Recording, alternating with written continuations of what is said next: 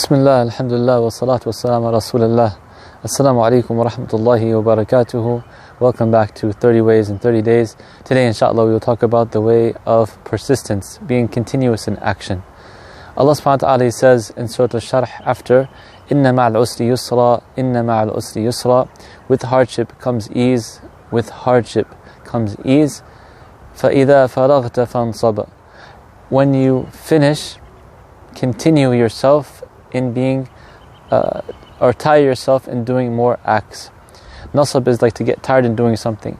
And this is the scholars say that after you finish worship to be continuous afterwards with dua. Or some scholars say that after you finish working, continue yourself with ibadat, worship.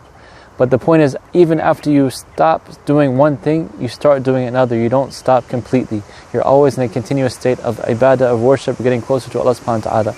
And our Prophet Muhammad sallallahu alaihi wasallam, he taught us, أَحَبُّ الْأَعْمَالِ إِلَى اللَّهِ أَدْوَمُهَا وَإِنْ قَلْ. The most beloved deeds to Allah subhanahu wa ta'ala are those that are continuous even if they are little.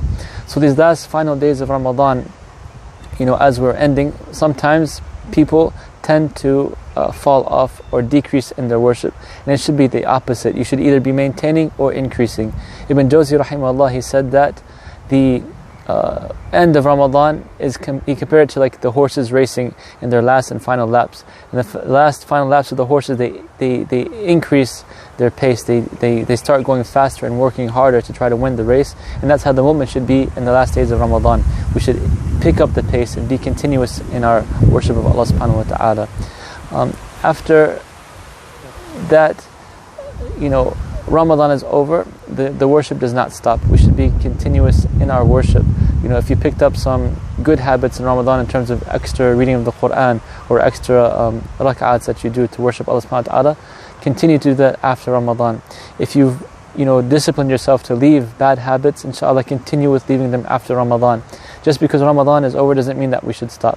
So any action that you start doing, inshallah try your best to maintain it at the very least, if not increase upon it.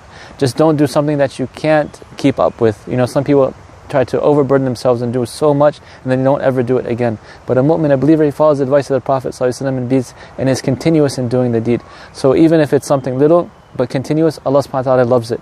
If you've able to pray a couple of rak'ats after Isha and you maintain that, alhamdulillah, keep doing that. If you can fast even just 3 days a month, that's great. Just keep doing it every month, inshallah. Like I said, don't quit or stop, but maintain and increase. So being persistent and learning and mastering some things will lead you to develop more, inshallah. And don't try to overburden yourself, because the Prophet ﷺ, he said to do those things that you are able to do and not to try yourself with something that you're not able to do.